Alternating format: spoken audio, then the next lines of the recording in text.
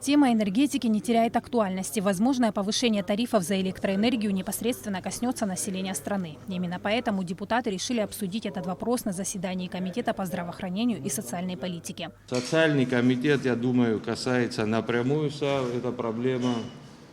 Озвучивались, презентовались возможные повышения тарифов, которые напрямую касаются жизни наших граждан, их благосостояния. Поэтому даже у нашего комитета есть вопрос, как мы будем повышать тарифы, насколько мы будем, по какому плану, по какому графику. Депутатам был представлен законопроект о стратегических объектах Абхазии. Настоящий закон устанавливает правовые основы определения регулирования стратегических объектов в целях обеспечения национальной безопасности республики, считает Алхаз Джинджолия. Он зачитал статьи документа. Хочу сразу сказать, тот, кто поинтересуется, вот этот перечень, даже он сокращен значительно, входит в закон о приватизации. Там перечислены, я понимаю, что это звучит как масло масляное, но ситуация требует дополнительного выставления барьеров.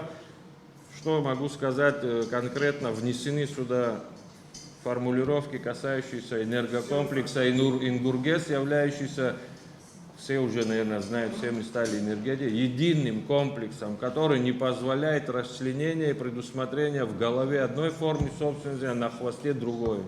Председатель комитета Алхаз Джинджолия говорит, что обеспокоенность вызвана значительным и неконтролируемым ростом потребления электроэнергии. Продолжаются веерные отключения.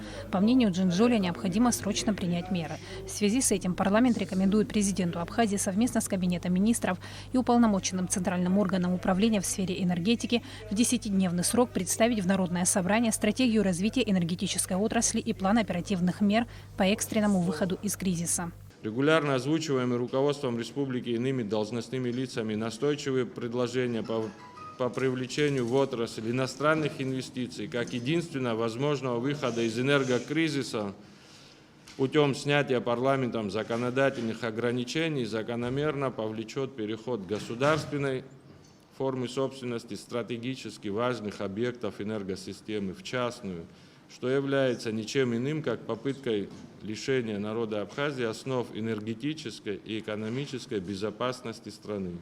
Проблему энергокризиса нужно решать совместными усилиями, считают депутаты. Только тогда будет плодотворный результат. Я, например, не разделяю